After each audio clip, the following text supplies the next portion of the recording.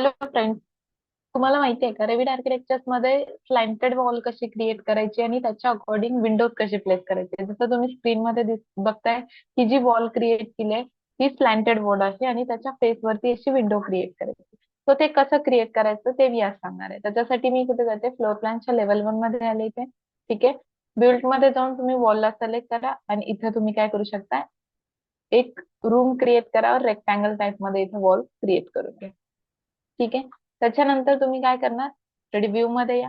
3D view मध्ये आल्यानंतर तुम्ही या सगळ्या वॉल्सला सिलेक्ट करा. सिलेक्ट केल्यानंतर प्रॉपर्टीज पॅनल मध्ये तुम्हाला क्रॉस सेक्शन डेफिनेशन म्हणून एक ऑप्शन दिसत असेल. तो क्रॉस सेक्शन डेफिनेशन तिथं व्हर्टिकल दिसतोय. तो इथून तुम्ही काय करा, त्याला स्लॅन्टेड वरती क्लिक करून स्लॅन्टेड करा आणि त्याचा जो अँगल आहे तो इथून डिफाईन केला, समजा मी 50 डिग्री अप्लाय केला. सो या टाइप मध्ये तुमची वॉल जी आहे ती डिस्प्ले होईल तुम्हाला.